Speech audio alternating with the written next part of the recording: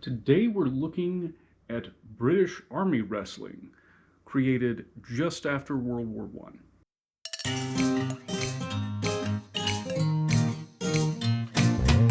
Hi guys, my name is Joe and welcome to Fighting Words, the martial arts library. On this channel I review martial arts books and I talk about other martial arts related subjects. The subject for today's review is The Art of Wrestling as Taught to the British Army.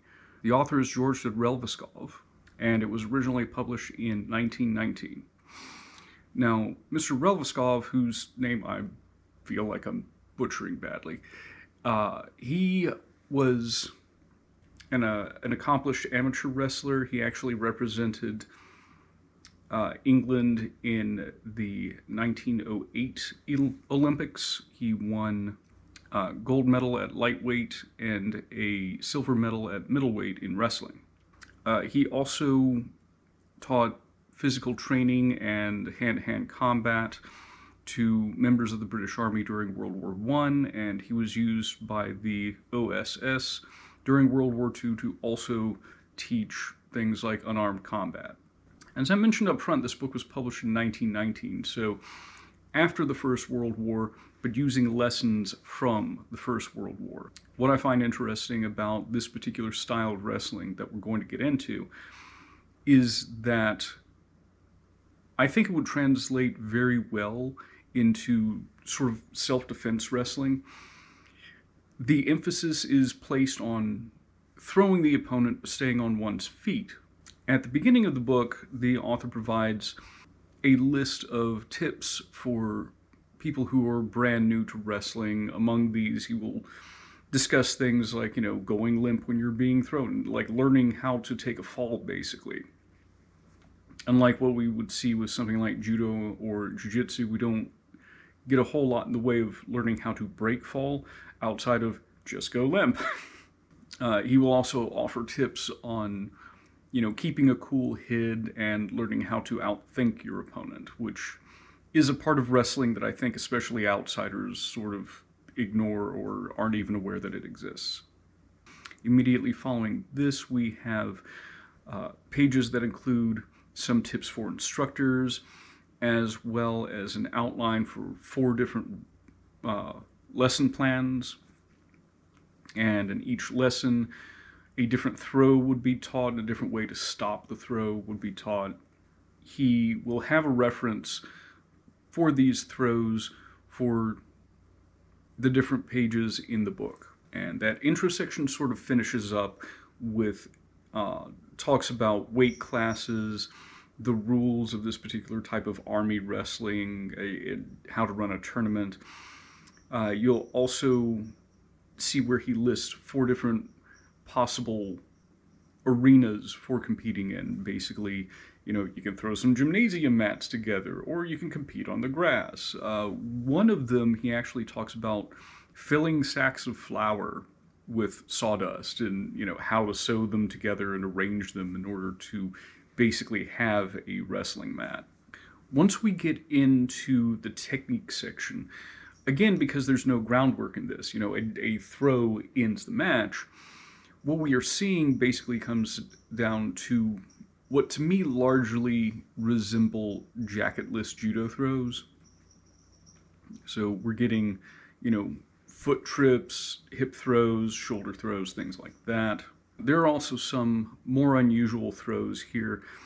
For instance, a hammerlock and back heel. So you're getting a hammerlock from a standing position and, tripping the guy. There's this half Nelson and waist lift. If you get behind a guy, apply a half Nelson and then lift him up in order to throw him and get the fall. And there's also this double arm throw from underneath. This seems more typical of old school wrestling. I've seen it in a few other manuals, but it does stand out. In many cases, we see the counters, or as they are referred to, the stops for the opponent's throws. Those tend to follow immediately after the throw itself is described. And as you can see, even though these photos are in black and white, even though they are from 1919, they do tend to be pretty clear as far as sharpness in what we're looking at with that. Finally, the book finishes up by showing various grips. He notes that the interlaced finger grip is not permitted, which is interesting. Those of us who practice various grappling methods know that this is just a bad idea, to go for a grip where you interlace the fingers. It seems that the author has made a point of banning it in practice in order to prevent people from doing this thing that would leave the fingers vulnerable to being snapped. We also get some exercises in here, several of which are paired exercises. So we see here where we get guys basically, pushing off against one another in order to exercise their arms.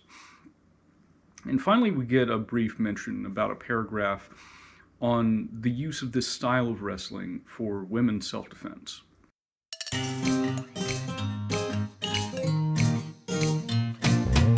As far as the pros go, one of the things that stands out the most is that this is designed for beginners. The author wrote this with the idea that there are going to be raw beginners who are picking this up. On a similar vein, it includes lesson plans because, again, the idea was, let's introduce this to, the Army or similar structures, and, even if one is not a skilled wrestler, they can pick up this book and design a plan in order to get some skill at wrestling from what's being presented here. And finally, this is a self-defense or more combat-oriented wrestling. I think if someone approached upright grappling this way, the idea of throwing the opponent but remaining upright, he does band leg grabs, which I think if you're trying to orient someone to a self-defense style of wrestling, probably helps, at least by limiting them from perhaps putting themselves in a more vulnerable position by reaching down to grab the legs. So I think this would translate pretty well for self-defense training as a style of wrestling.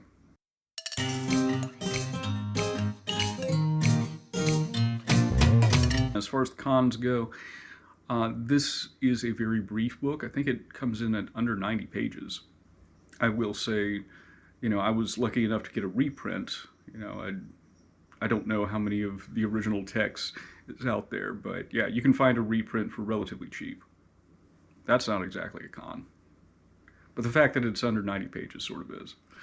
And that's because the focus of what it's dealing with sort of limits what can be shown. This is very much about, learning a handful of wrestling techniques, basically, and a few ways to counter those.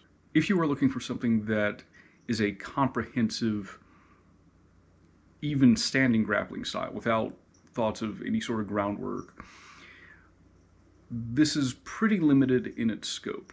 I think it does a pretty good job for what it is looking to do, but if like me, you're a bit of a technique junkie, this would not be the appropriate book for this.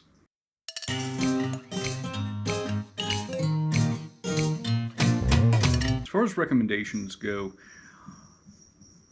if you do not have a background in standing grappling and you want a style of standing grappling that would work well for self-defense, I think that this would be a good guide for that. Obviously, you need to get on the mat, you need to practice. It definitely helps if you have an instructor who can show you something meaningful.